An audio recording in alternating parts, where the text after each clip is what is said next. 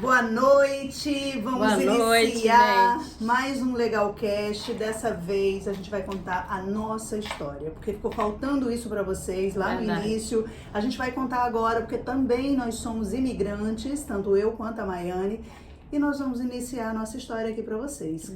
Cléo Maropo. Maiane Furtado. Então, assim, resolvemos gravar esse vídeo hoje para vocês conhecerem um pouco mais da nossa história, porque nós também temos histórias, né, para contar, boas e ruins, né, experiências, e vocês também conhecer quem tá por trás do Legalcast, né? Eu acho que isso também é interessante para vocês saberem. Então, começa, Cléo. Quer que eu comece? Comece. Então vamos lá. Comece. Por que Portugal? Por que Portugal? Fez? Na verdade, eu nunca pensei na vida em vir morar em Portugal. Nunca, nunca, nunca. O que eu vim fazer em 2018? Eu cheguei aqui em meados de 2018 para fazer um mestrado, porque eu dava aula na área de finanças. Eu dava aula, era professora de matemática financeira em 2 universidades no Brasil. Também era advogada. Advogava na área trabalhista e na área criminal. Ocorre que estava ficando muito estressante eu ter que advogar durante o dia e à noite estar dentro das universidades dando aula numa área diferente daquela em que eu atuava. Então, por que finanças? Por que eu dava aula de finanças? Porque antes de ser advogada, eu fui contabilista. Eu trabalhei como contabilista. Na verdade, não cheguei a trabalhar mesmo, porque eu trabalhei para minha própria empresa. Eu tinha uma empresa, uma mineradora, e eu abria a empresa e fazia alguns serviços contábeis mas não eram tantos. Assim, eu não cheguei a atuar exatamente na área contábil. Mas o meu curso anterior a direito foi a contabilidade. Tenho pós-graduação em gestão empresarial de pessoas e tenho pós-graduação em direito tributário. Isso me deu facilidade em dar aulas na parte de finanças, né? Eu sempre tive muita identificação com números. Ocorre que, como eu falei, trabalhando no direito e à noite dando aula, isso estava me sobrecarregando. O que eu decidi fazer? Decidi fazer um mestrado para poder ingressar na universidade como professora na área do direito. Vim para o Portugal para fazer esse mestrado. Chegando aqui, aluguei um Airbnb, ainda no Brasil, como acho que muitos que estão nos assistindo, aluga ainda do Brasil, achando que é uma coisa bem bonita, porque a foto fotos enganam. As fotos são bem bonitinhas. Fiz e isso. Assim, tu morou aqui em 3 endereços, né? 3 quartos, né? Sim, eu morei, no primeiro foi um pouquinho distante da universidade, que foi a Universidade Portucalense, que eu terminei meu mestrado.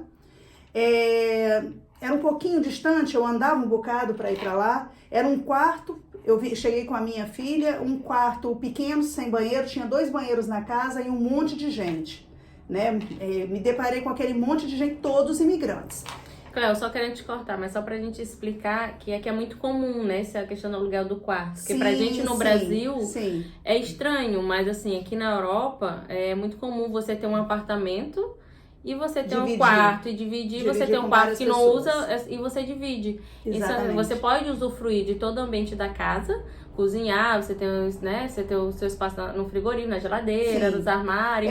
Na verdade, uma geladeira, você faz o seu supermercadozinho e você arranja um lugarzinho lá dentro da geladeira e coloca suas coisas. Sim. E o interessante é que todo mundo respeita, pelo menos no ambiente onde eu morei, todo mundo respeitava. Não respeita, porque eu conheço muita gente que mora em quarto e assim, cada um no seu espaço, né? A primeira vez foi em quarto, também foi a única vez que eu morei num quarto mesmo, foi dessa primeira vez. Foi quando eu conheci alguns imigrantes e esses imigrantes descobriram que eu era advogada e eles começaram a fazer perguntas sobre como se legalizar e tudo, e disse, olha, tem muita gente aqui e é uma área muito boa. Aí aquilo começou a me despertar o interesse. Mas até aí não cheguei a concretizar nada na minha mente que eu deveria vir para Portugal, né? Eu pensava até em transferir minha ordem para cá, morar no Brasil, vir aqui fazer alguns trabalhos assim, mas não necessariamente vir morar em Portugal. Mas a princípio tu veio sozinho, não foi depois que Eu tu vim com veio a com a minha tua filha. Não, ela veio no primeiro momento comigo, ok. só que ela passou somente um período antes de começar minhas aulas. Eu vim antes de começar as aulas. Ela passou esse tempo comigo antes de começar as aulas e depois ela voltou para o Brasil sozinha e eu fiquei aqui fazendo o mestrado. Aí o que foi até na época da Copa do Mundo, né? Foi muito legal, a gente assistiu a Copa, tudo, viu o Brasil perder, enfim, não foi legal por isso, foi legal só a festa e esse ano tem Copa de novo, né? Agora em outubro, né? É novembro. É novembro? Porque é no Catar e por causa da temperatura, como é muito quente, aí novembro é mais que ou massa, menos. mas a gente vai estar lá nos aliados assistindo, lá na Praça dos Aliados. Então aí aconteceu isso, né? Eu comecei a me interessar por Portugal mesmo quando eu comecei a ver a segurança desse país. É um país muito seguro. Na época, quando eu cheguei, era o terceiro país mais seguro do mundo. Hoje está em sexto lugar. Mas o fato, assim, crucial na minha vida foi quando, em 2019, a minha filha desceu no prédio lá no Brasil. A minha filha desceu para fazer a sobrancelha. Você qual região do Brasil? Eu sou do Nordeste, eu sou do Nordeste. A minha família mora em João Pessoa. Eu sou nordestina do Ceará, nasci no Ceará. Mas no morava... interior do Ceará, eu sou de Nova Olinda, Ceará.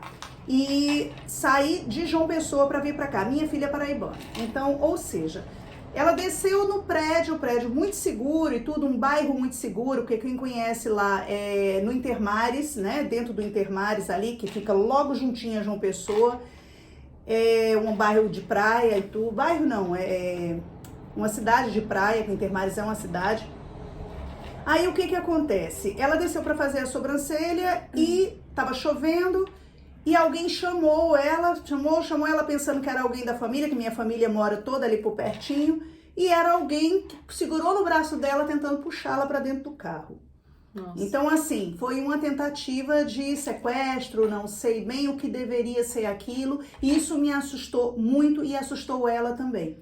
Foi quando ela decidiu vir para cá, porque se ela não tivesse decidido vir para cá, tudo ia cair por terra. Nessa altura eu já tinha transferido a minha ordem, a Ordem dos Advogados do Brasil, eu transferi para cá. Como eu fiz isso? Eu não precisei fazer validação do diploma porque eu já era advogada no Brasil. E quem já é advogado, o processo é diferente. Eu só precisava ter uma pessoa, um advogado que não tivesse nada contra ele no conselho disciplinar daqui, o conselho de ética aqui da Ordem dos Advogados. Ele precisava ser uma pessoa que não tivesse nenhuma ranhura na profissão dele, na imagem dele, e não foi fácil, eu confesso, foi bem difícil. Eu tentei várias portas dentro da própria universidade, eu chegava para alguns professores que eu sabia que trabalhava nessa área e eu pedia, né, pode me dar uma declaração? Eu disse, não quero, não vou dar. E sem essa declaração você não advoga, né? Não, sem essa declaração, porque você precisa ter alguém para se responsabilizar por você, pelo seu processo aqui, que essa pessoa vai receber toda a sua documentação, a ordem. Tudo que você fizer vai para essa pessoa. Porque você precisa ter uma morada profissional. Se você não tem ainda residência legal aqui no país, você não tem morada profissional. E a morada profissional precisa ser emprestada por esse advogado. Eu até entendo a negação de alguns advogados, porque você meio que fica como um padrinho dessa pessoa, né? É igual representante fiscal na questão da atividade, Ele né? não chega a ser um representante fiscal. O representante fiscal, ele é muito além. O representante fiscal, o que você deixa de cumprir de obrigações fiscais aqui dentro de Portugal, o representante fiscal, ele vai ter que arcar, porque ele está te representando ali. Ele é como se fosse o seu fiador das finanças. E no caso, o padrinho, não, ele não tem nenhuma responsabilidade sobre os seus atos na área. A responsabilidade dele vai ser em receber essa documentação e ele se responsabiliza que vai me passar essa documentação. Então não deixa de ser uma responsabilidade grande, porque vamos supor, eu recebi a cota para eu pagar da ordem, ele não passou isso para mim. Lá na frente eu digo, eu não recebi porque ele não passou para mim. Sim. Isso vem acarretar, então, ou seja, é uma responsabilidade que, se você não conhece bem a pessoa, você não vai querer assumir essa responsabilidade. Então, não culpo os nãos que eu levei, eu não culpo ninguém. Ficava triste, mas também não desisti. Eu pedi a várias pessoas, até que uma professora minha, muito querida mesmo, conversei com ela e ela disse, eu vou conseguir para você. E ligou para essa pessoa que me apadrinhou, que assinou por mim. E ele falou, não, manda vir aqui, vamos conversar e tudo bem. E até hoje eu trabalho em parceria com ele no escritório dele. E fico muito feliz e agradecida. Eu sou muito grata a essa professora, muito grata a ele, porque, como eu disse, você tem que confiar na pessoa, né? Para você abrir as portas. De certa forma, você está emprestando ali o seu endereço para aquela pessoa. Qualquer coisa errada que fizer, ele me emprestou o escritório. Você pode usar o escritório. Levar cliente. Ele fez tudo. Inclusive, já fui lá contigo, né? Sim. Porque quem não sabe, né? Ela atua nessa área da imigração, né? E como ela diz, tem esse escritório no qual ela recebe os clientes, né? Então a pessoa e assim, é um escritório português, no qual eles não têm conhecimentos muito sobre migração, então tudo que é trata de imigração é você, né? Sim. Que é responsável por todo o processo. Não, e lá são vários advogados, são vários e você advogados, é responsável pela imigração. Exatamente. E eles assim, tudo top mesmo. Ele não tem só um escritório aqui no Porto, tem em Lousada. Ele é professor universitário. Professor universitário. Ou seja, muito capaz. Não só ele, como todo mundo que trabalha lá. Então, assim, transferi a ordem. Teve esse ocorrido com a minha filha e o que eu fiz? Hora de vir pra cá de vez, né? Já deu, não posso mais estar arriscando. Eu ainda estava no processo de fazer o mestrado e tudo. Aluguei um apartamento, já não fiquei mais em quarto. Na segunda vez, na realidade, eu não fiquei mais em quarto. Eu aluguei um negócio pequeno, um T0, que chama T0, mas tinha várias camas, porque eu vim com a minha irmã, né? Então eu fiquei com ela lá, a gente alugou esse espaçozinho, que tinha uma cozinha, um banheiro, já era um negócio mais legalzinho, bem mais próximo da universidade. E depois eu aluguei um apartamento em Matosinhos, um apartamento muito bom para trazer minha filha, onde eu moro com ela hoje. Então foi isso, a minha história para vir para Portugal se deu por conta disso. Agora você vai contar a sua. Sim, eu vim para Portugal, né, com visto, uma proposta que eu recebi de uma assessoria, uma pessoa que eu conheci, enfim, para fazer serviços de assessoria, né, que é justamente esse serviço que você presta hoje. Pessoas que querem vir com visto, pessoas que querem empreender, que querem vir com visto de estudante, são aposentados, enfim. Então, eu fiz todo o processo de visto, né, eu tirei meu visto em São Paulo, apesar de eu ser do Maranhão, de São Luís do Maranhão, da capital. Em São Luís tem o consulado, mas eu fiz todo o processo em São Paulo porque eu achei lá, eles já tinham conhecimento, né, é mais rápido, era por eles lidar muito com isso, o consulado, e o consulado português de São Luís, ele é filiado ao Pará. Então, quando fosse na época de se apresentar, porque a gente tem que se apresentar, né, para comprovar os documentos, tudo, eles confirmar tudo que você está informando ali com o documento, eu teria que ir pro Pará. E no Pará não tinha, até tenho, mas assim, não são muito próximos, assim, de contar. E em São Paulo eu tenho família, né? Então, eu vou para São Paulo. Enviou previamente todos os documentos para São Paulo. Através da empresa VSF, né? Que faz todo o processo. Não, na verdade eu fui primeiro. Você foi pessoalmente lá? Eu fui pessoalmente, dei entrada, entreguei e depois voltei, porque eu aproveitei. Como eu já estava nesse processo, eu fui no Rio também, fui me despedindo da família, né? Sim, e aí, passei depois, fui pro casamento da minha prima e depois fui para São Paulo. Então, eu dei entrada pessoalmente, entreguei os papéis, quer dizer, não foi pessoalmente, eu estava em São Paulo, mandei registrado por correio registrado, enfim. Sim. E depois que eles receberam, recebi um e-mail que é fazer o acompanhamento do processo, né? Como você fez o pagamento? Explica aí pro pessoal. Não, o pagamento foi através de uma via que é gerada e eles primeiro recepcionam aquilo, né, e é gerada uma via e eu fui, paguei e pronto. E depois você recebe um código, o qual você vai acompanhando todo o seu processo online, né, e quando é o período de se apresentar, você também recebe esse e-mail. Até recebeu o agendamento, né, pelo e-mail. E aí eu recebi a notificação que eu tinha que me apresentar tal dia, tal horário no consulado de São Paulo. Voltei para São Paulo para me apresentar e depois eu disse, olha, só aguardar. E depois já foi eu vi lá o acompanhamento, processo concluído com sucesso. Então só aguardei o visto, né?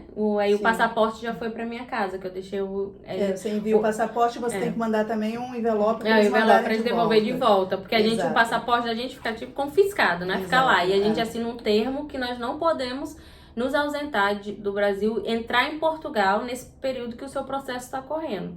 A gente assina esse termo de responsabilidade, Até né? mesmo porque você está sem o passaporte, que é o documento de viagem. Mas sabe que, né, as pessoas podem, né, fazer vários meios, né, para entrar. Inclusive ganado. Pois é. E aí, então você se responsabiliza, você assina um termo de se responsabilizando, você se compromete a não entrar em Portugal durante o processo. E pronto, foi aprovado o meu visto, e aí com... Visto para trabalho? E aí, após isso, você tem 3 meses, né, 90 dias, né, para entrar em Portugal com aquele visto. E então vim, eu, meu marido e minha cachorra, fiz todo o processo também, né, muitas pessoas me perguntam, como é que é para trazer cão, não sei o que, existe todo um processo. É interessante que você fale, porque em fevereiro a Bruna tem que trazer o nosso cão, que está no Brasil. Pois outro cão, né? Existe o cachorro tem que ser chipado. Sim. Depois de chipado, ele precisa tomar a vacina de raiva. Por mais que se ele tenha tomado antes, foi o caso da minha. Se ela tomou a vacina de raiva antes do chip, ele tem que tomar novamente. Para poder registrar. Chip. Exato. Então, passado isso, espera... Tem que ter passaporte. Passa tantos meses e espera, acho que 60 dias depois da vacina, para coletar o sangue, né? Aí vai para São Paulo, que é o único laboratório que é reconhecido a nível internacional. Então, assim, independente de onde... horrores, né? Independente de onde você mora. Todos os exames, todos os cachorros que vão viajar para o exterior tem que ir a análise para São Paulo. Para esse laboratório específico. E aí depois faz que sai o resultado que realmente o cachorro não tem raiva, porque aqui em Portugal não existe, né? A questão da raiva, E todos os cães aqui, todos os animais aqui são chipados, todos. Sim. E eles têm documentos, passaporte, se você é fiscalizado pela polícia, não tá em dia, você pode ser até multado, enfim. Então, feito tudo isso, enfim, as pessoas me perguntam muito, mas como eu digo, eu trouxe a minha porque eu vim com visto. Então, na imigração as pessoas sabiam que eu vinha pra ficar. Isso. Então eu tinha um respaldo. Agora, quem vem como turista e quer trazer o cachorro, né, o cão, eu disse, olha, é um risco, né, porque assim... Eles podem saber ou não saber. Não é proibido você andar com animais. Sim. Você pode entrar com seu animal. O problema é, se eles desconfiam, se você passa a perceber que...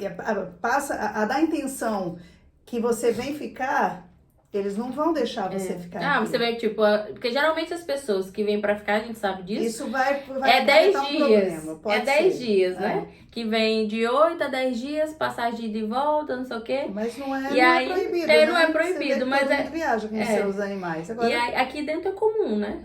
Agora, eu acho que isso chamaria mais atenção, né? Porque pode dar a entender que a pessoa você vem passear e traz o animal do Brasil, sim, enfim, né? Sim, é só dizer sim, eu tenho dinheiro, comprei a passagem dele de volta também e pronto. Pois, e aí, como eu digo, eu trouxe porque eu vim com visto, enfim, não é deixar minha cachorra, pronto. E eu tava respaldada, eu vinha, ele sabia que vinha pra ficar. E tanto é que quando passei na imigração, não tive problema algum. Pelo contrário, ele já disse, você veio pra ficar, né? Eu disse sim.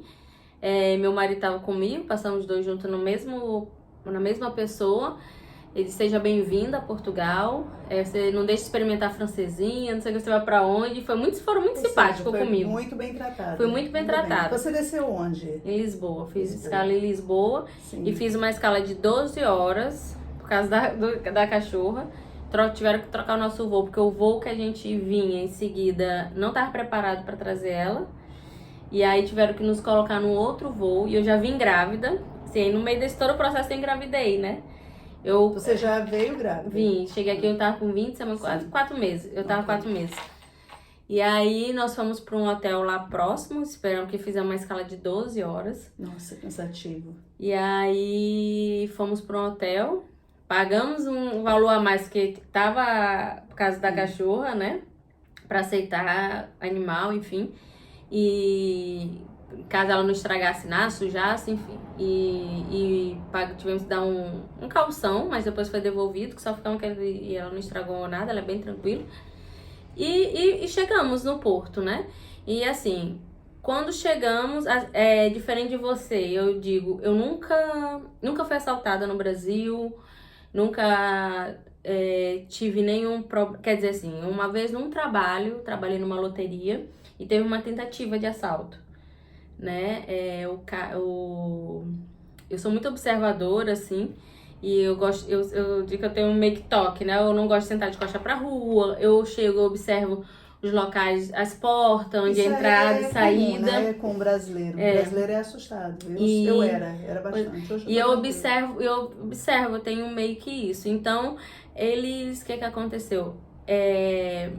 Eu tava no caixa, assim, na época eu trabalhava na loteria, e eu era caixa e também gerenciava a loteria. E tinha saído uns pro almoço, e o policial, que geralmente quem faz a segurança são policiais, né, em folga. Sim. E o policial tava sentado no caixa e o assaltante chegou, né? O bandido chegou pedindo informação pra ele. Tem raspadinha? Você abre conta? Quanto que precisa? Não sei o que, pedindo essas informações básicas. E ele foi respondendo. E acho que ele não desconfiava que ele era policial. E muito menos que ele estava armado. E ele pegou o revólver, tirou, botou ali onde passa a moeda. Botou o cano do revólver ali. E disse, isso é um assalto, abre a porta. Então não foi nenhuma tentativa, foi um assalto. Não, mas ele não chegou a entrar. Mas ele assaltou, ele não concluiu por ineficiência dele. E aí ele se levantou, o policial levantou, foi a única coisa assim que eu tive, sabe? O policial levantou, segurança da casa na época da loteria, foi pra porta. E aí eu olhei logo, eu achei estranho, porque ele tava indo pra porta e não tinha ninguém. E aí eu olho o cara também indo, tipo, não era ninguém conhecido, não era o pessoal do carro forte, não era ninguém de função, não era ninguém que era pra entrar. E aí, tanto é que foi eu que dei o alarme pras meninas, né? E aí quando eu vi ele indo pra porta, eu olhei assim, eu atendendo uma pessoa, e eu li os lábios dele, e disse assim, corre, corre que é assalto. E aí eu ainda desci devagarinho, abri a porta assim pra gente ir pra parte do escritório e disse pras meninas, corre que é bandido.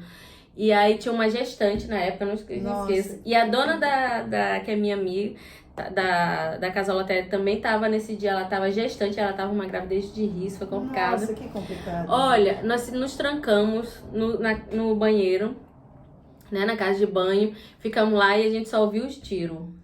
E ele, e o cara saiu correndo, ele ainda atingiu. Você chama isso de tentativa de assalto. Porque ele não entrou. Imagino quando essa mulher presenciar um assalto, o que vai ser? Vai ter que ter sangue por tudo quanto é lado. Não, porque né, ele não chegou a entrar, o policial espantou ele foi embora, atingiu ele ainda na perna, fugiu, não pegaram mais. Assim, foi a única experiência que eu tive, assim, né, de insegurança, mas claro, hoje mesmo no Brasil, hoje em dia não tem, só São Paulo é Rio, é o Brasil todo. Não, o Brasil todo. Nordeste, já tive nos interior, que antigamente o pessoal dizia, eu quero morar no interior, igual. Filha, eu já tive vários. A primeira semana que eu trabalhei num banco, tinha uma semana de banco exatamente. Teve um assalto no banco, um assalto gigante, com metralhadora, com tudo. Meu Deus. Trancou a gente tudo dentro lá do banheiro, perto do cofre. Pronto, isso aí foi uma semana de banco. Eu fui assaltada na frente de casa, ou seja, só assalto na minha vida. Só assalto. Meu Deus, misericórdia.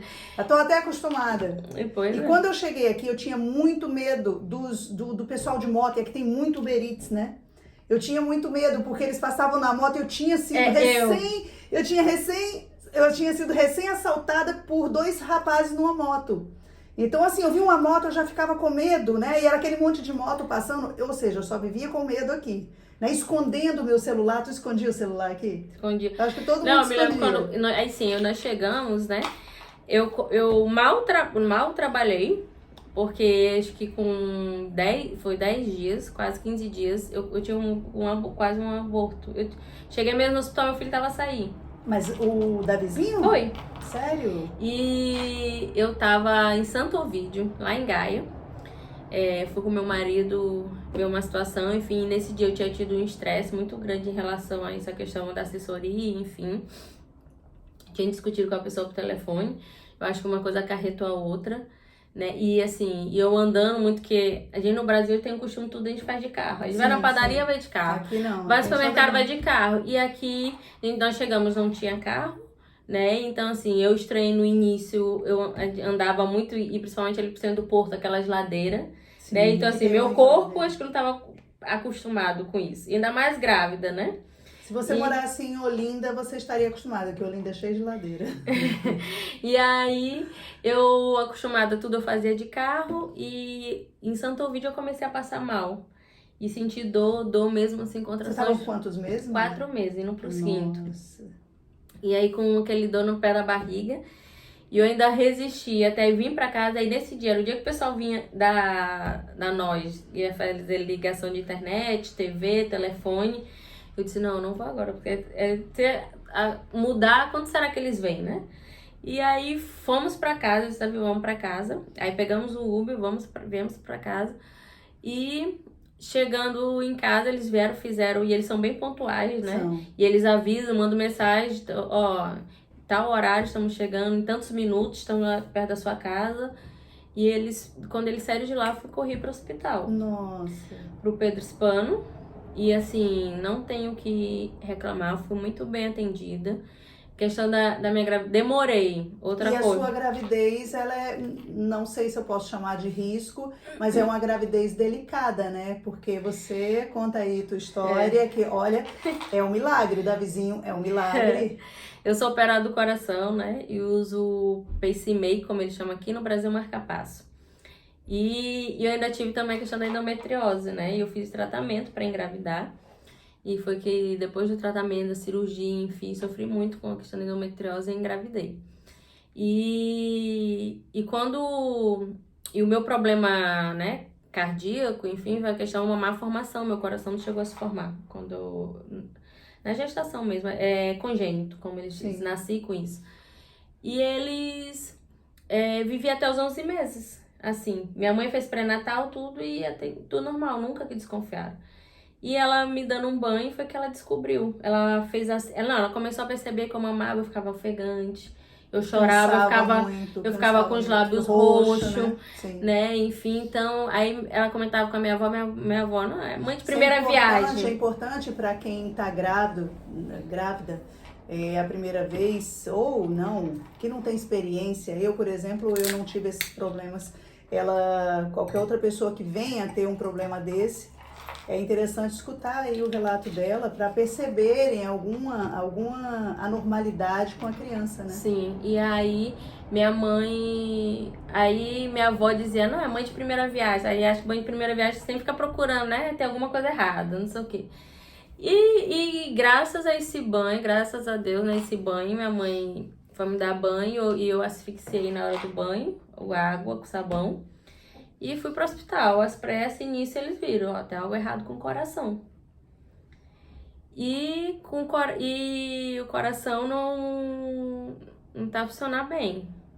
E aí começaram aquela investigação toda. E foi quando, a princípio, eles acharam que eu tinha sopro. Eu ainda fui pra São Paulo. Você sabe que eu não sei o que é esse sopro que as pessoas chamam. É um ar que Sopro é como se fosse, parece, acho que, tipo assim, como se fosse um buraco no coração, sabe? E ele influencia no batimento, na arritmia também do coração, né? Então, assim, tem sopro que às vezes fecha, tem que bebê que às vezes nasce com sopro, mas depois fecha. Eu já ouvi e muito tem falar, outros tem sopro no coração, mas eu não sei. E tem outros que precisam ser operados, outros precisam ser tratados. E a princípio eu fui pra operar com sopro. E quando cheguei no hospital, na Beneficência Portuguesa, disse que minha história com Portugal já veio desde a infância. Fui operar. Já tinha vínculo com a comunidade portuguesa. Pois, fui operar no Hospital Beneficência Portuguesa, em São Paulo. E quando eles me abriram, eles se espantaram. Não tinha coração. Nossa! Só tinha um pedacinho de músculo. Não cogitou-se um transplante, alguma coisa assim, não?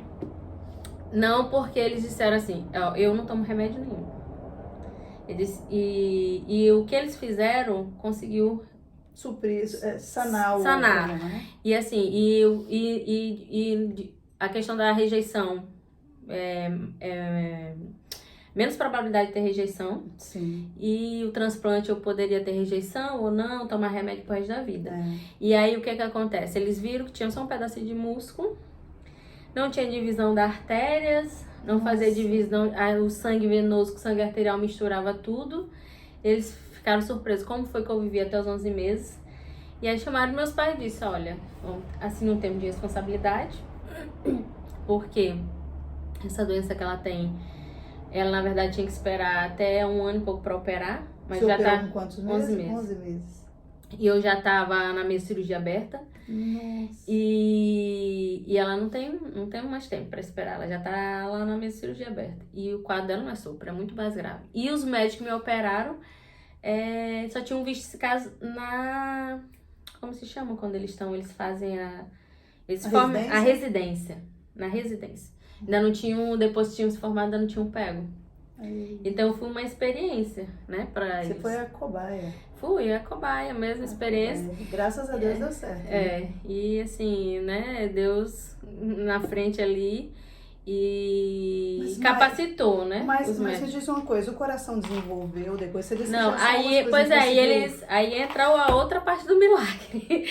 Eles fizeram o coração pra mim, eles pegaram o músculo, eu fui pra aquela máquina onde tiraram o coração, fui para aquela máquina onde faz a função do coração, bota... Mas era o músculo seu, a partir dos seus músculos. O músculo cardíaco, né? O pedacinho de músculo que desenvolveu. E eles pegaram películas de boi de carneiro e fizeram um coração para mim. Meu coração é meio tortinho, assim. Era a próxima pergunta, Mai, o seu coração, ele é normal lá dentro? Não é normal. Não, ele é meio defeituoso. Quando eu faço exame, né, que ele... Esqueci agora. É como se fosse tipo uma ecografia, é o rolo. É porque o coração parece meio que o punho do irmão, né? Assim, ele tem o formato do punho, mas ele não é perfeito. Porque não foi, né? Formatinho. Foi feito pelos homens, então... Mas ele é tortinho. Mas teve a mão de Deus. Foi feito pelo homem, não teve a mão de Deus. Não, tô dizendo, não é perfeito porque não foi feito por Deus, né? Então, o Senhor capacita, mas nós temos nossas limitações. E graças a Deus, e foi feito isso, e eles colocaram, só que depois que eles colocaram, o coração não voltou a bater normal. Aí veio outro problema, a arritmia cardíaca. E aí ainda esperaram. Tive umas 3 paradas cardíacas. Ainda. 11 meses. Tive uma mesa de cirurgia. Você é filha única? Sou filha única da minha mãe. Do meu pai sou a quinta. Meu pai é bom de fazer, menino. E aí... Sem comentários. Sou a caçula do meu pai. Sem comentários. E pronto. E eles... depois, né, esperando evoluir, aí foi que resolveram implantar o marca-passo com 11 meses. E aí eu implantei o marca-passo e uso até hoje. Mas assim, não tomo remédio nenhum, tenho vida normal, tive parto normal. E uma coisa muito importante, sempre pessoas me perguntam, como foi Eu trouxe todos os meus laudos médicos. Interessante isso. Todos. Eu quando fui em São Paulo, porque como eu fui operada... Eu não trouxe nada. Eu quando fui... Nada. Nem da cabeça. Nem da cabeça eu trouxe. Como eu fui operada em São Paulo, e quando eu fui em São Paulo dar o visto, então eu marquei com o meu médico que me operou, né, em 90, ele ainda é vivo. Nossa. Os dois. E é um médico super reconhecido, eu digo assim que... Deus assim sempre colocou os melhores médicos, sabe? Eu não assim. entendi. Em 90 e ele ainda é vivo, então quem nasceu, quem operava, você tá chamando? Não, porque ele já tem uma idade avançada, porque tipo, tanto é que eu fui, ele já tá um senhor. Ele já era um senhor de idade. Ele já era um adulto em 90, E hoje ele já tá um senhor, já, né? Tem alguns problemas aqui. O outro, hoje é diretor, o outro médico que foram 2 médicos. O outro, ele continua no hospital, não sei se é português, mas também é diretor do hospital em Washington. Tanto é que quando ele me viu grávida, que ele viu, ele disse, eu não acredito. Ele lembrava do meu quadro todo. Eu lembro de você perfeitamente. Mas você também foi a primeira, você foi a cobaia deles. Você vai levar pra vida. Eles estão levando você história de congressos dele. Mas é verdade. Eles pegaram exames meus. Aí ele disse, ele mandou fazer alguns exames. Aí questionei a questão da probabilidade do meu filho ter algum problema cardíaco igual ao meu. E ele não tem, né? Não, ele disse, não fique preocupado, é 1% a probabilidade. Então não quer dizer que porque você tem, seu filho vai ter. Que bom, maravilha. E fiz exames, ele passou uns exames para me fazer em São Paulo, fiz laudo. Ele disse, você tá excelente. Ele disse, eu nem acredito. Até eles ficaram surpresos, sabe? E ele disse, ele me pediu autorização, eu posso mandar esses exames, a questão que você tá grávida, tudo, a sua gravidez, pro doutor, me esqueci agora, meu Deus, o nome dele. Em Washington. Eu disse, pode. Ele disse, não, porque ele é professor universitário lá no hospital universitário, enfim. E o seu caso é muito interessante para ser estudado. E aí eu dei autorização e ele ia mandar para lá. E por isso muita gente diz, né? O meu filho é o meu milagre. Porque... E é a sua cara, muito parecida. É a minha cópia. É a cópiazinha. E pronto, então... Vim pra cá, trouxe todos os laudos de todas as cirurgias que eu já fiz, trouxe da endometriose, a cirurgia, trouxe da questão cardiológica, tudo. Trouxe, todos os meus médicos me acompanhavam, eu fiz um dossiê e trouxe. Querendo chorar, né? E trouxe. E pra quando eu chegasse aqui, eu sabia que eu ia ter que ser acompanhada porque eu continuo sendo acompanhada. 6 meses eu sou seguida. Desde o Brasil, eu faço isso, eu tenho que fazer a revisão do marca-passo pacemaker.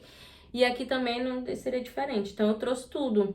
A programação que é do pacemaker, tudo. Me diz uma coisa, Davizinho nasceu aqui. Ele é português de origem. Você chegou quando aqui? Te deu direito a pleitear? Ele é naturalizado. É por naturalização. Ele nasceu antes porque eu cheguei da alteração da lei. Ele chegou antes da alteração da lei. Eu cheguei em 1º de maio e ele nasceu em setembro. Foi antes de um ano. Naturalização. Por naturalização. Agora... Mas assim, na questão da naturalização, ele por não ser português de origem, não dá direito a ela pleitear a nacionalidade. Sim, através dele. Através dele. Mas para ele não há problema nenhum. Por quê? Porque ele é criança. Sim. Ele é pode criança. Passar pros então filhos. Ele vai poder passar para os filhos, porque os filhos vão nascer após ele ter se tornado português. Sim. Entendeu? Então, a diferença Para a esposa também pode passar, né? Para a mulher. Para a esposa, ele não pode passar porque ele é por naturalização. Mas ela casou com ele depois que ele vai ser português. Pode sim. A diferença de uma nacionalidade por naturalização para uma nacionalidade que é atribuição e aquisição. Quando lhe é atribuído, é em virtude de lei. Sim. A lei te garante, você passa a ser português de origem, ou seja, é como se você tivesse nascido português. Então, se eu nasci português, nasci de novo como portuguesa, essa minha nacionalidade é lá de trás. Então, se a pessoa já fosse casado comigo durante 3 anos, já estivesse na constância de um casamento há 3 anos, como eu me tornei desde origem, eu passo para essa pessoa a minha nacionalidade. Sim. Se eu tiro a minha nacionalidade agora por naturalização, por eu ter, vamos supor, eu tenho 5 anos já de residência legal aqui em Portugal, eu tenho o direito de pedir a nacionalidade. Pedi a minha nacionalidade agora. Já era casada antes, o meu marido não tem direito. Por quê? Porque eu me tornei portuguesa agora em diante, de agora para frente, e não de agora para trás. Sim. No caso do Davi, não vai intervir em nada na vida dele. Porque ele vai casar daqui pra frente, ele vai ter filhos daqui pra frente, então a vida dele é como se fosse de origem, a nacionalidade dele. Foi legal. Só não podemos pedir a nossa nacionalidade através dele. Sim, mas no caso você vai poder pedir, porque você já tá perto de completar os 5 anos, né? Sim. Já tá perto, sim. Então de todo jeito você vai alcançar isso, você vai alcançar. Você abriu uma empresa aqui também, né? Assim como eu também, a gente vai falar. Inclusive, a intenção desse podcast, minha gente, é a gente contar não só sucessos aqui, é pra gente contar também insucessos. E eu, particularmente, eu tenho sucessos aqui. Eu não sei se você tem, mas eu tenho. Eu acho que eu posso até começar contando o meu insucesso. Na época da pandemia, eu resolvi abrir uma empresa, né? E eu fui lá, abri a empresa em sociedade com um colega. Foi antes ou foi mesmo período de pandemia? Foi no período E aí da veio a pandemia. pandemia. Foi no período da pandemia. Que eu falei assim, gente, se a gente coloca. Aqui em Portugal não tem. Na época tinha uma única empresa fazendo esse serviço aqui, que era de entrega na madrugada. Só tem até 2 horas da manhã nos postos de gasolina, que tem aquelas conveniências ali. Depois disso parava. Não tem mais. Você quer um gelo para você tomar uma bebida, você quer uma água, você quer alguma coisa, não tem, é tudo fechado. Então o que eu pensei? Eu vou começar... Os postos não funcionam como no Brasil, né? Que o pessoal fica bebendo ali, isso não tem aqui. Não tem isso, não tem isso. Então o que eu pensei? Eu abro uma empresa para botar para funcionar, coloco ela na Uber Eats de 10 até as 4 da manhã. Eu vou pegar esse público que não tem opção. Era um negócio bom, bem pensado. Cheguei a abrir, comprei estoque, comprei geladeiras. Qual era o nome? Era a empresa de quem fala? Era Drink Zone. Drink Zone. Fui pras redes sociais, coloquei lá, a mãe tá on, preparem-se. Não deixe sua festa acabar por falta de bebida. Vai na Drink Zones. Então, ou seja, eu fiz, mó mídia, todo mundo, ai, pá, que legal, pá. Todo mundo atrás. A Uber demorou 3 meses para aprovar o meu processo. E isso, a gente pagando, a gente bancando, energia alta, porque tava ligado um monte de geladeiras, Arca, que aqui chama Arca, aquelas freezers horizontais, era vertical, horizontal, aquela geladeira bonita com neon assim, ó. Eu banquei a empresária. Eu falei, tudo bem, vai dar certo. Enchi tudo de bebida que você imaginasse. Aí veio o decreto. Presidencial. Na hora que a Uber aprovou, com 1 semana veio o decreto presidencial. Só pode vender bebida de 8 até as 10 horas da noite. Eu disse, pronto. Não, era até às 8, não era? Eu não lembro bem, era até às 8 horas da noite. Você só podia comprar bebida até às 8 horas da noite. Eu disse, pronto. Eu abro às 10. Que horas eu vendo bebida? Porque eu já tinha colocado meu horário lá na Uber Eats. Eu não tinha como trabalhar pela manhã para estar atendendo esse público. Eu disse, pronto, me ferrei. Ainda esperei que o decreto era 15 dias e renovava-se com mais 15 dias, que eram os estados de emergência. A cada 15 dias a gente tinha porque atualização. a Constituição prevê que tem que ter de 15, não pode passar mais do que 15 dias. Tudo bem, fiquei esperando. Com 15 dias, renovação do decreto. Mais 15 dias, renovação do decreto. Eu fali. Aí, o povo me cobrando nas redes sociais, né? A mãe tá on, eu disse, não, a mãe tá off. E pronto, foi um insucesso, perdi pelo pé, eu não consegui vender nada, e pronto. E assim, é muito bom também falar isso, porque assim, a gente vem de um país que tem um jeitinho brasileiro.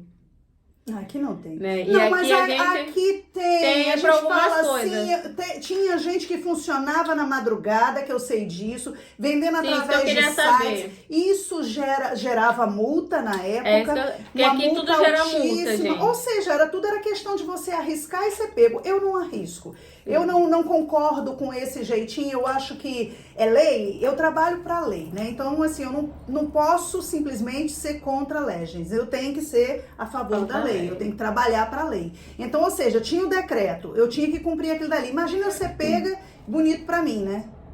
É bem bonito pra mim, né? Poxa, tem um decreto, não leu? Não tinha ninguém pode se excusar que não sabe da lei porque não leu. Ela tá lá publicada. Sim. Então, e fora que se passava foi algo que ficou público, né? Não, é claro, foi na TV, todo mundo sabia. Não, todo mundo. Assim, porque eu tô dizendo que uma coisa publicada, dificilmente uma pessoa leiga, às vezes vai ter conhecimento, vai entrar, era né? Na televisão, era na TV, massivamente falando. Os carros passavam, né? Passavam. Fiquem em casa, fiquem em casa, não sai, qualquer sintoma, ligue.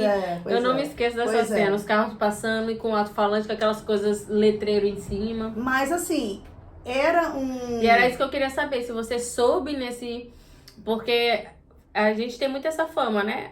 Brasileiro dá jeito pra tudo, não sei o quê.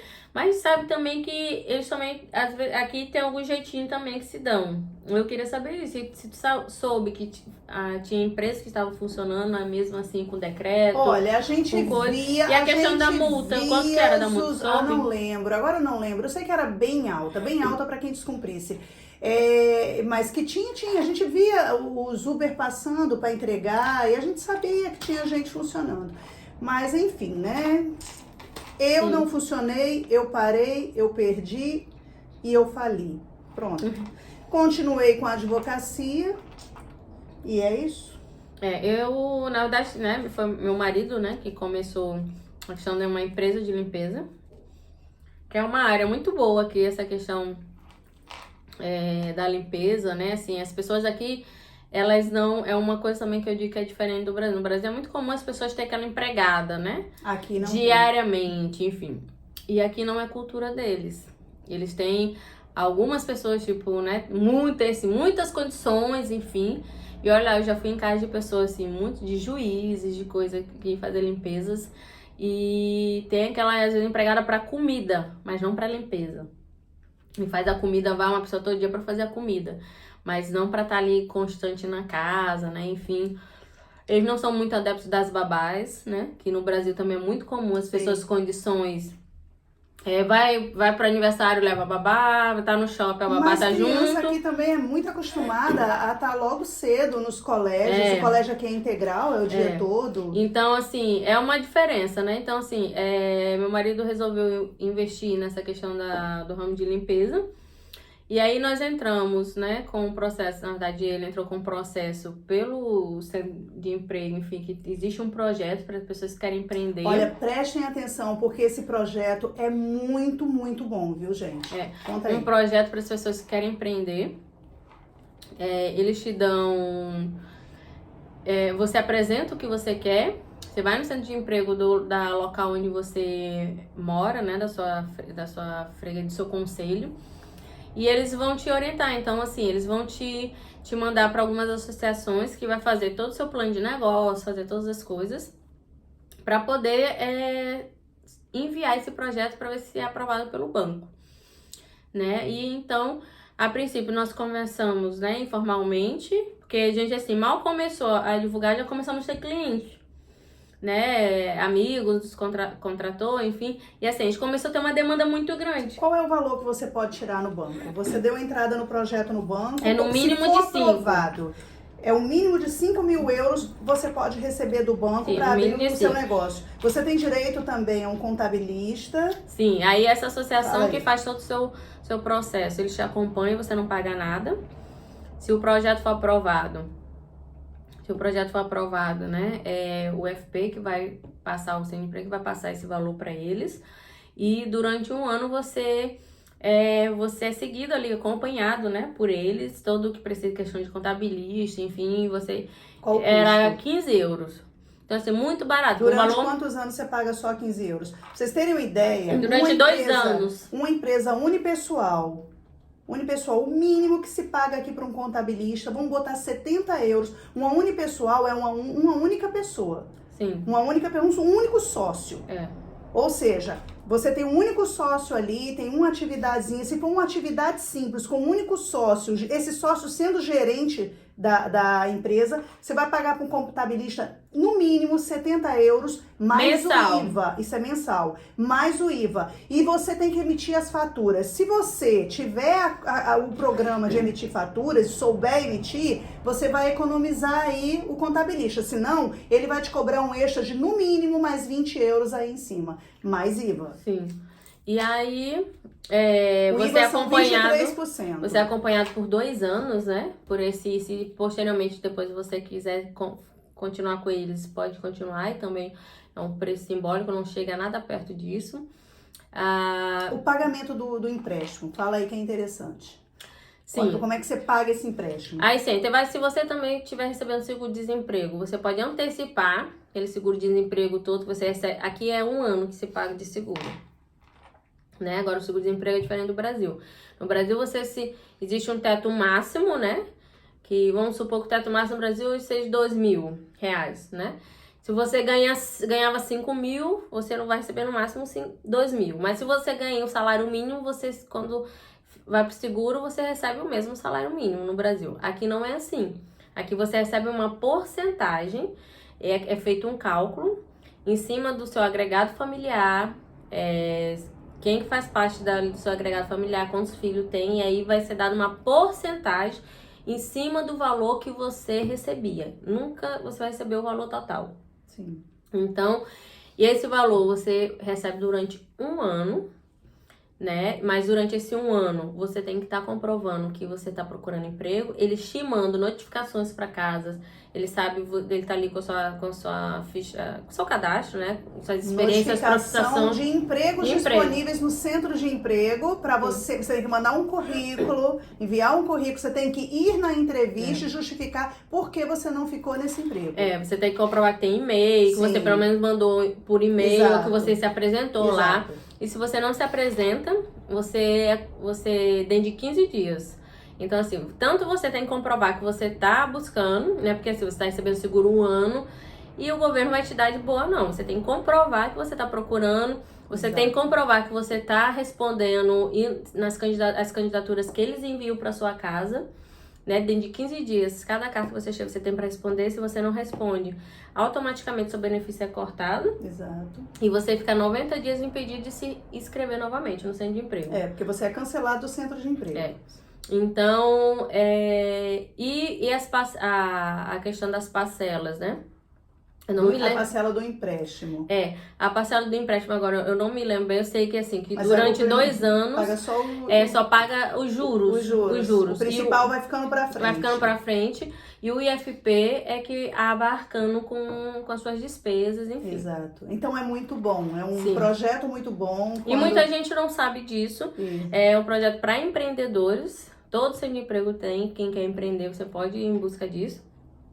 E aí começamos a ter muita procura. Então a gente assim, entramos com isso porque queríamos mesmo assim fazer uma estrutura de empresa, né, contratar mais pessoas, porque a princípio estava sendo, né, só meu marido e às vezes ia minha mãe, ou então a gente pagava outra pessoa por fora. Quando eu podia eu ia, que também estava estudando. Então, às vezes faltava até aula para estar atendendo as pessoas, enfim. Mas assim, a gente começou a ter uma demanda muito grande, no qual a gente não conseguia suprir, só nós. Então a gente viu, não, a gente realmente tem que ter um recurso. E não tinha recursos, tipo recurso assim, para você continuar.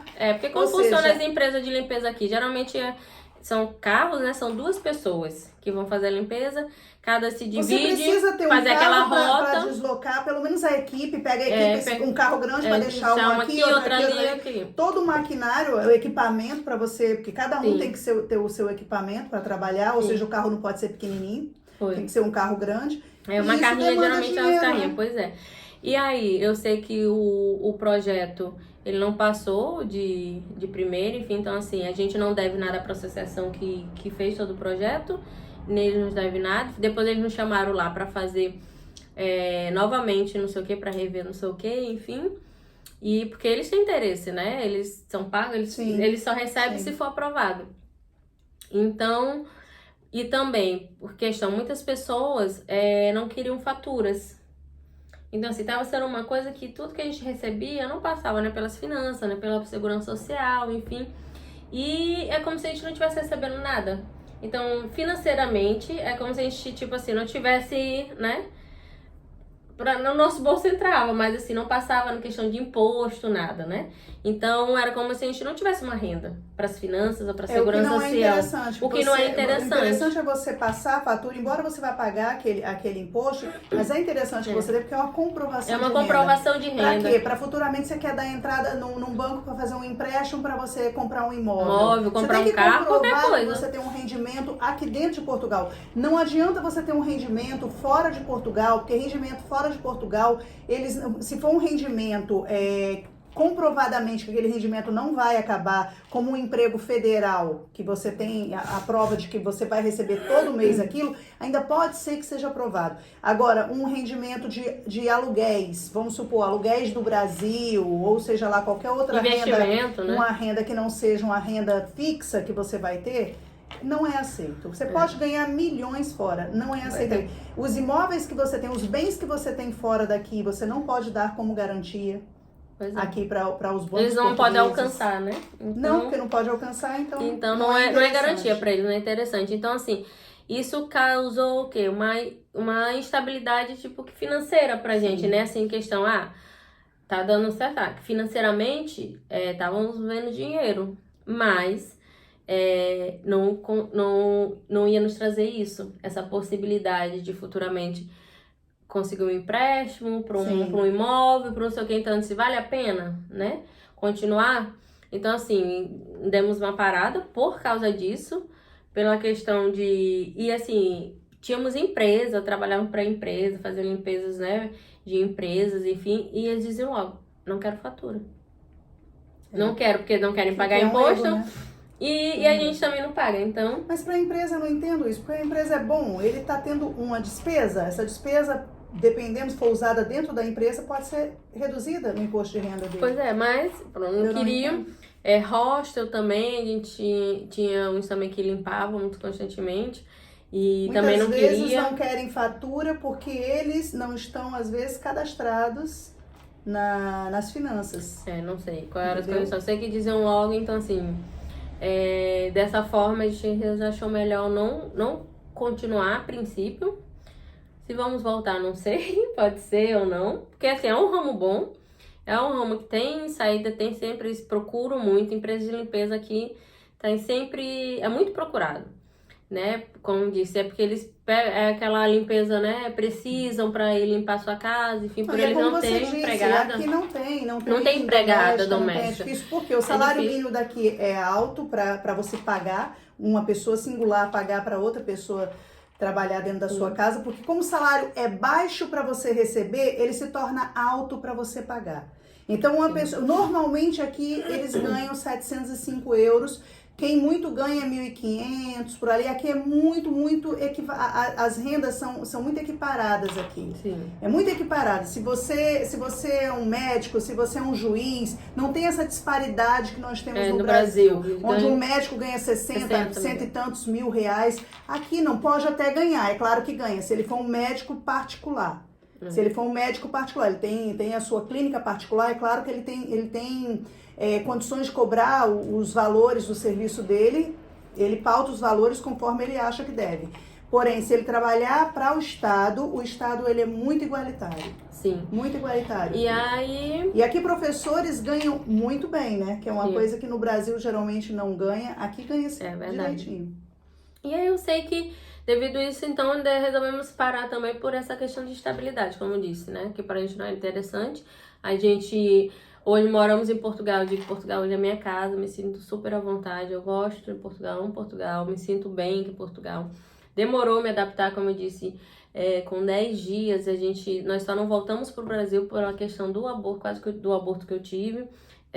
Quase tive, né, na verdade, e eu tive que ficar mesmo de repouso, Sim. Tomando remédio. Eu só me levantava pra fazer xixi, só pra ir na casa de banho, que eu era liberada. Então, e depois andei todo tempo assim, meio que tinha um período que tava bem, com 7 meses eu já tava com dilatação. Nossa, que horrível. E aí Ele nasceu de 9 meses mesmo? Nasceu 38 semanas e um dia. E aí minha médica, tanto minha cardiologista como a minha obstetra que me acompanhou, e minha médica de família, porque aqui a gente primeiro começa o acompanhamento no centro de saúde. A gente não é diferente do Brasil, que a gente é seguida sempre pela obstetra, que é no centro de saúde, e depois, a partir de tantas semanas, que você é encaminhada pro hospital. E aí você vai ser seguida pelo obstetra. E aí só que devido ao meu problema cardíaco, eu fui antes. Eu fui mais cedo do que de costume. E chegando lá, ela disse, não, você não passa de 38 semanas. Todos as 3 disse. Porque ele era grande, ele era muito grande dentro de mim. Eu fiz um barrigão assim, eu ficar, sabe? Por último, eu já não tava mais aguentando. E ela disse, não, você não vai... Ele é grande, ele tem as pernas grandes, assim, tanto é que toda... Foi parto normal? Foi, ecografia, eles desconfiavam, assim, das semanas. Nunca tinha uma certeza, porque o tamanho dele não batia com aquela quantidade de semanas, sabe? E, enfim, e aí fui enviada pro hospital, fui muito bem seguida, nunca sofri preconceito no hospital, nunca fui indiferente. Pelo contrário, me trataram super bem. Eu fiz a visita, que aqui também é outra coisa. Você é seguida no hospital, mas você não é obrigatório a ter naquele hospital. Você pode ter em qualquer hospital de Portugal. Ah, que bom, né? Você não é obrigado. Agora, eu não tive esse direito de escolha. Eu só podia ter no Hospital São João, porque como eu sou seguida lá, questão cardíaca, e como lá é referente de questão de cardiologia congênita, então lá é que eu só podia ter lá porque se acontecesse alguma coisa no parto, é lá que eu estava suprida de atendimento. No Hospital São João, né? No Hospital São João. É referência, né? O Hospital São João. E assim, não tenho o que reclamar, fui muito bem recebido, cheguei, e assim, eles marcam a visita, né? Aí, como eu só podia ter lá, a gente recebe uma carta em casa marcando o dia para você fazer a visita no hospital. Achei muito interessante isso também. Você faz desde a entrada. Isso é o sistema de saúde público aqui de Portugal. Desde o estacionamento. A enfermeira começa do estacionamento. Para mostrar onde é que você, quando chegar, tem que parar o carro. Onde é que você vai pegar o elevador para estacionar o carro. Quer dizer, te orientar totalmente. Tudo. Para estacionar o carro para onde você vira, onde vai pegar o elevador, qual andar. Que bom, né? Para você não ficar perdido, porque é muito grande. O Hospital São João é enorme. Muito grande. É o hospital universitário. Então é muito fácil você chegar lá e você se perder. É enorme, tem várias entradas. E aí, desde a recepção, tudo, fomos para sala de espera lá de parto, né? A sala onde a gente fica aguardando, né? Quando tá com as contrações, período, tudo. E depois onde é a sala de parto, ela mostra tudo. Sim. Os aparelhos que tinham as bolas que poderíamos usar, não sei o que. Achei muito interessante. E no dia mesmo do parto, eu sei que ainda consegui levar até os 30. Aí outra coisa, na época, a Jane estava aqui, acho que como ela foi nesse período de Covid, com elas não teve, mas na minha época tinha natação para as grávidas. Que legal. Para ajudar a questão da dilatação, né? A gente tem a Jane também teve, que se eu cheguei a conversar com ela, a gente tem aula pré-parto, questão de gravidez e tudo. Também, é o casal. Uhum. Aula pré-parto e aula pós-parto. Que legal. E você tem que... É obrigatório você participar daquele. Você tinha gente lá que já tinha 2 filhos, você contava o segundo, terceiro filho. Mas tinha que estar lá. Com mais de um filho. E participando lá das aulas, tudo. E aí a gente. Me esqueci o que eu tava falando. Não, na questão do preparo. Ela fala bem pouquinho. Ela fala muito pouco. Mas vamos falar dos subsídios do governo. Você recebe algum subsídio do governo? Algum auxílio do governo por você ter um filho? Sim, aí coisa? Quando o seu filho nasce aqui, né, a gente já recebe lá no Hospital São João, já tem um local também da segurança social lá dentro. Pra você já dar entrada em tudo, você dá entrada na segurança social dele, dá entrada no benefício. Já sai com o númerozinho da segurança social, né? Assim, sai. Se os pais também tiver. Hoje em dia todo mundo tem, mas na minha época, tipo, eu tinha uma amiga que chegou antes de mim e não tinha número da segurança social. E eu tive essa questão do visto, e consegui o número da segurança social. O meu filho teve o número e teve o número de utente porque eu tinha. Mas ela não tinha. O filho dela nasceu aqui, não tinha nem número de utente e nem número da segurança social, porque a mãe não tinha, né? Então... ela não conseguiu receber o benefício de imediato, só depois que conseguiu. E aí, através do pai, pela contribuição do pai. E assim, é através de um dos progenitores que pede. Ou pelo pai ou pela mãe. De preferência, quem está contribuindo para a segurança social. Então, como meu marido, que estava contribuindo, tinha contribuído mais tempo, tudo foi pedido através dele. E aí, lá no hospital mesmo, você faz o registro de nascimento da criança, né? Você faz o registro de nascimento da criança e lá você também já pode solicitar o cartão cidadão dele. E também tem esse setor da segurança social. Você mete todos os papéis lá e só esperar a resposta. Passa a receber, né? O benefício. E aí de 0 até 3 anos é o valor. De 3 anos até tantos anos vai diminuindo. Vai subindo ou vai diminuindo? Vai diminuindo. Diminuindo? E aí a criança não vai precisando mais? E aí, a criança de 0 até 3 anos, até um determinado momento ela só mama. Sim, mas aí ele só... Tipo, de 0 a 3 anos recebia 130 euros. E hoje recebe? Hoje é só 30. Então, diminui. Agora, se você tem mais... Isso também depende do teu escalão, também, da família, sabe? Se você tá no escalão 1, escalão A, escalão B, entendeu? Porque também tem a ver com o que os pais têm de recebimento. E tem gente que não recebe. E tem criança que não tem recebe, isso. porque os pais têm escalam condições. Tá alto. certo, tá certo. Entendeu? E, então, assim, não é, nasceu, vai receber, É não. como o tratamento para os adultos mesmo no Sistema Único de Saúde aqui, no Sistema de Saúde Público aqui. Como é que funciona? Vai pelo que você pode pagar. Tem gente que não paga nada. Tem gente que faz um exame de uma mamografia, uma sei lá, ecografia, que eles chamam aqui, que é ultrassom da gente, né? Seja lá qualquer exame que for, seja lá qualquer tratamento. E faz num hospital que tem parceria público-privada. Hospitais, assim, muito bons mesmo. Verdade, não paga nada. Espera, não tem nada. Você paga 0 de custo. Já tem pessoas que pagam 2 euros, paga 10 euros, 5 euros. Vai de quanto você tem de rendimentos. É verdade. E aí, e se você tem um filho, 2 filhos, isso tudo interfere no valor. Sim, tem isso também. Né? Então, a questão dessa inscrição no Segurança Social, isso é muito importante, porque isso até na questão da escola, que quando seu filho vai para a escola, lá ele tem a questão do escalão também, se sua família, se ele está no escalão A, escalão B. Questão da alimentação. Se tá no escalão A, não paga nada. Se tá no escalão B, paga um valor mínimo. Tem isso também. Paga metade do valor. Tipo, o almoço é 1,20, 1,60, não sei. Então, você vai pagar só a metade do valor, né? E aí, no mês, vem aquele valor, vem a referência, tudo pra você pagar. €1,60. É 1,60. Não, mas paga só a metade. Ou seja, pode chegar a pagar cêntimos só. Não só paga. E aí, se você não tá entendendo. E é uma comida de qualidade, viu? Tem nutricionista, tem opção vegana, opção vegetariana. A gente recebe, tem a ementa nas escolas públicas. Na casa do meu filho não é 100% pública, é assim, IPSS, né? É metade do governo e metade privada, né? Então, lá a ementa fica lá na escola, a gente olha todo dia, né? Que é o cardápio, que eles chamam ementa.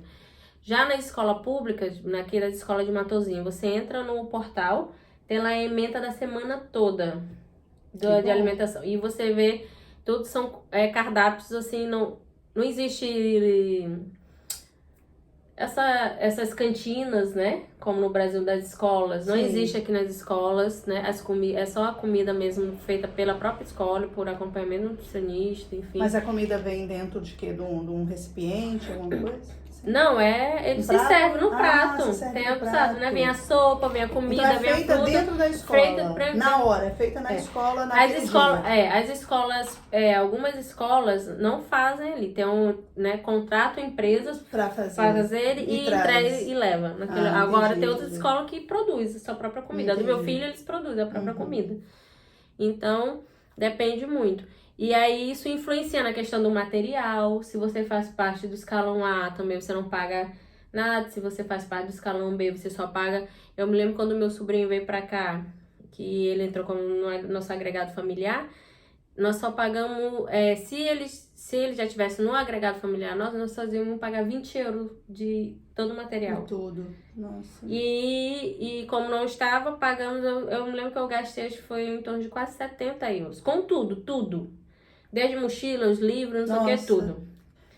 Que bom, né? Comparado assim ao Brasil, é muito mais em conta, né? Porque assim, material de criança de jardim é um absurdo. E é mesmo, é tudo bem caro. E quanto maior vai crescendo, mais caro fica.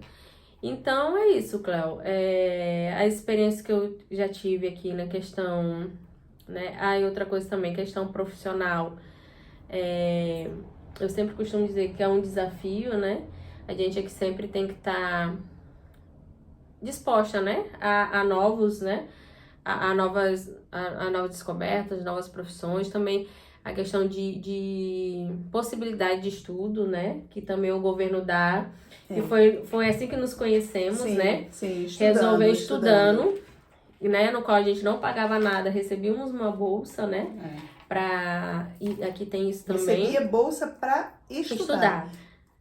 Para se qualificar. Sim. Então, assim, você acabou de falar de um ponto um dos pontos que eu mais gosto daqui da Europa, não só de Portugal, da Europa. essa facilidade que você tem de você estar aqui, de repente eu quero estudar em inglês, eu vou estudar em um país que fale a língua inglesa, a língua materna seja o inglês, eu posso ficar lá, estudar, e é perto. Sim. Né? Tem países que com 2 horas você tá lá, a Irlanda mesmo fica 2 horas, você volta para cá, você pode vir um final de semana para ver sua família. Então, essa facilidade. Outra coisa que nós já falamos exaustivamente é a segurança disso aqui. Sim. Outra coisa também que eu gosto muito de Portugal é o clima. Eu gosto do clima aqui, nós temos as estações bem definidas, pelo menos aqui dentro de Portugal. Os outros países eu sei que não são iguais aqui, mas aqui em Portugal eu gosto por isso, o clima é muito bom. E é como ela disse, é a nossa casa agora, né? É verdade.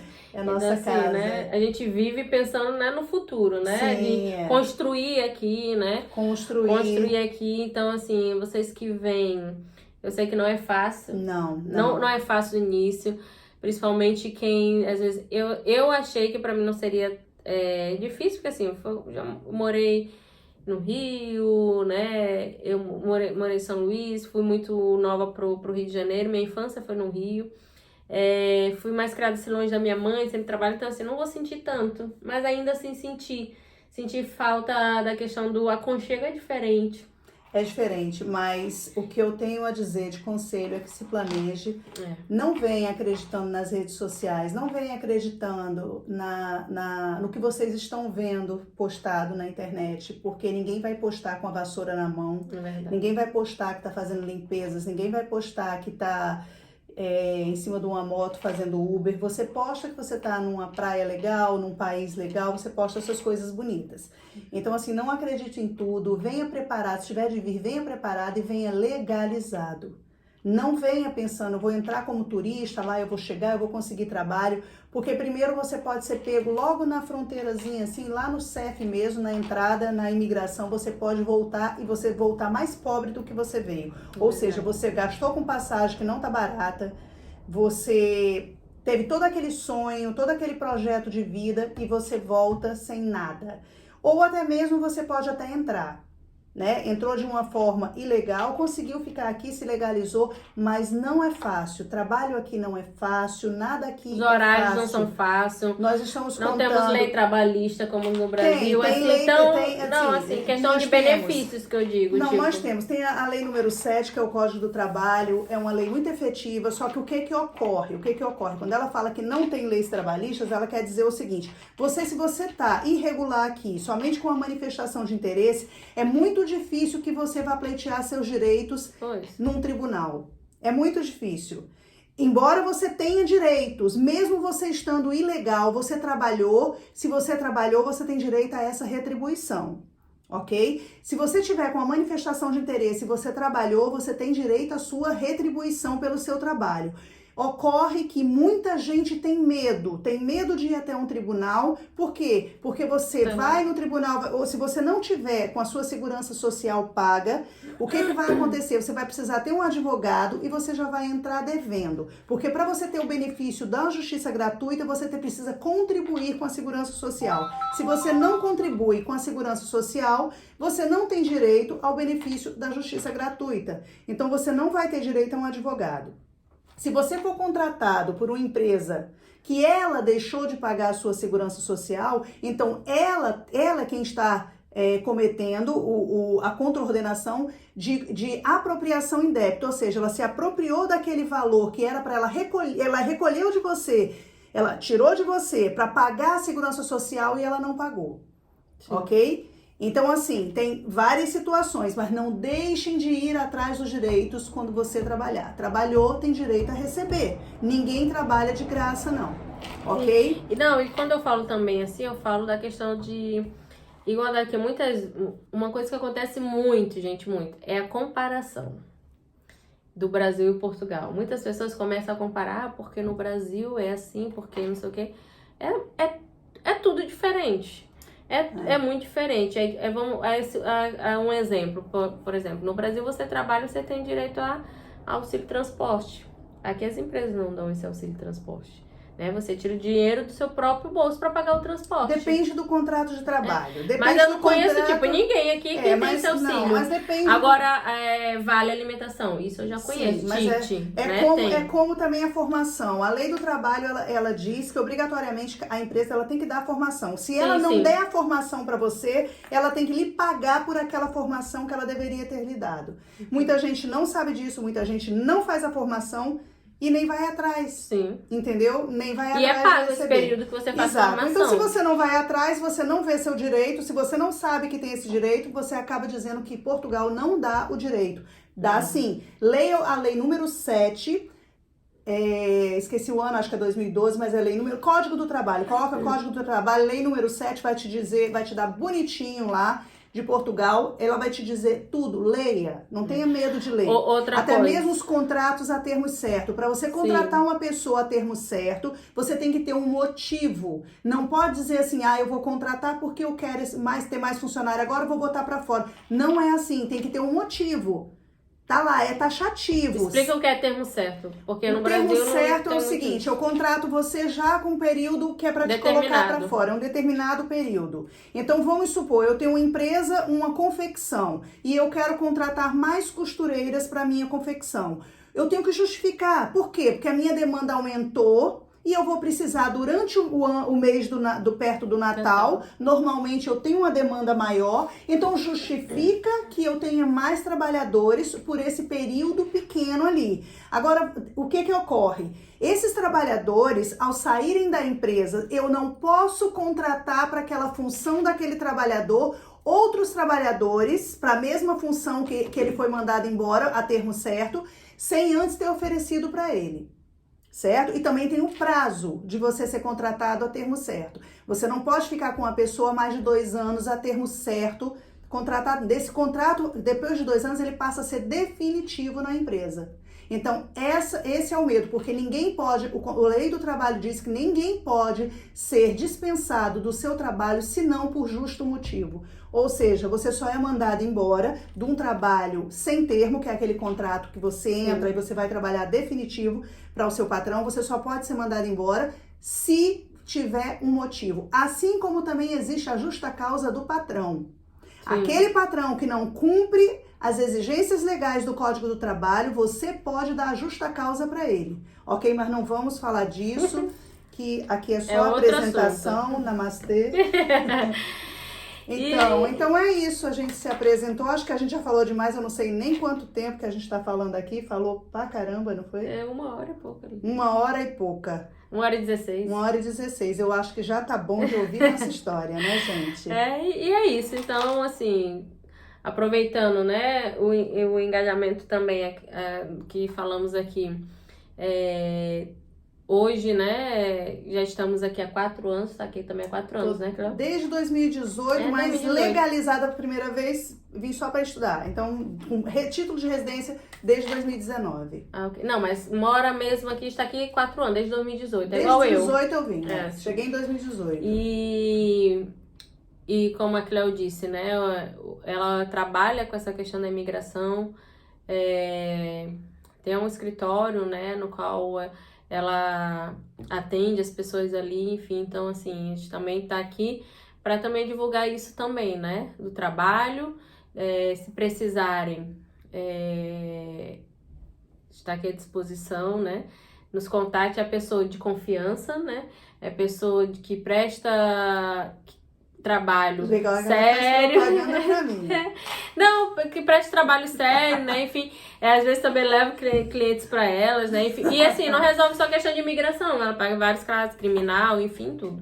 Sim. E é isso. Então, assim, existe a Cléo profissional, que também, porque o nosso trabalho também é divulgar o que fazemos, né? É divulgar... O nosso trabalho é divulgar o que fazemos, nosso trabalho mostrar é orientar, a realidade. mostrar a realidade, que eu não quero ver ninguém enganado, como eu vejo nas redes sociais, como é que vive em Portugal com 300 euros. Pois. Você não vive nem uma semana. É verdade. Certo? Dependendo do que você vai fazer, você não vive nem uma semana. Então, assim, a intenção da gente é essa, é informar. Sim. Informar.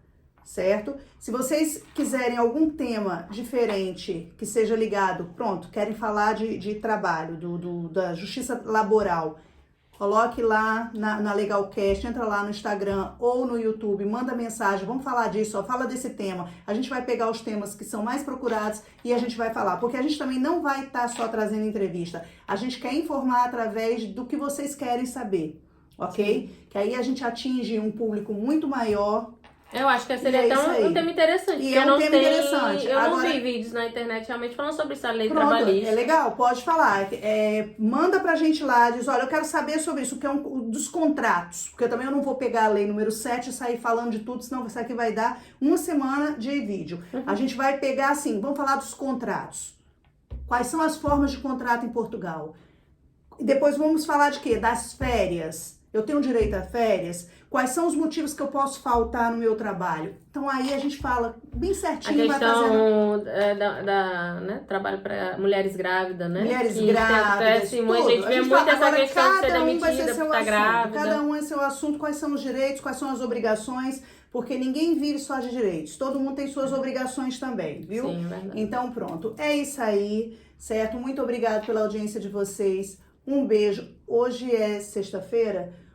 Hoje é sexta-feira e agora a gente vai comemorar o nosso Legalcast, tá certo? Tá certo, gente. Obrigado.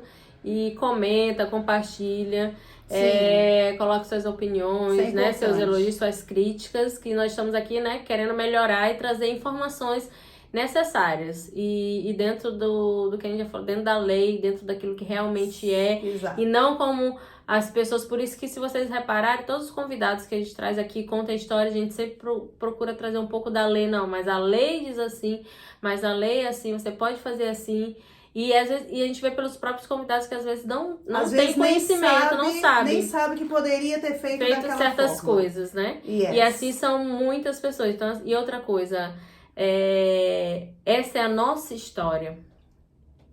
Cada imigrante, cada imigrante tem a sua história. Eu digo, muitas pessoas dizem assim, Maine, como é português? Eu disse, olha, a minha experiência eu não desanimo ninguém. Eu não digo, olha, quer vir, vem esse programa, principalmente financeiramente e psicologicamente, né? Como eu digo, eu quando vim pra cá, a gente veio preparado para se manter durante 6 meses, pelo menos. Então, não é a realidade de todo mundo, e todo mundo às vezes consegue fazer isso, né, financeiramente, mas é um risco, quer vir de qualquer forma, ok, mas são coisas que, tipo, eu não fiz e não faria, né, e a Cleo também não fez, a Cleo também se programou, né, e a gente sabe o quanto é importante isso, e assim, a nossa história não quer dizer que vai ser igual à sua, pode ser melhor, exato, igual ou pior.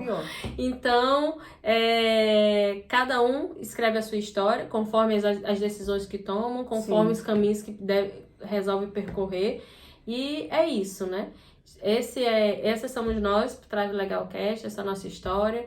E, claro, temos muitas coisas ainda para contar, não dá para contar num vídeo. Não dá. E a gente vai isso, gente. Obrigado. Obrigada, boa beijo, noite. Boa noite. Tchau. Tchau.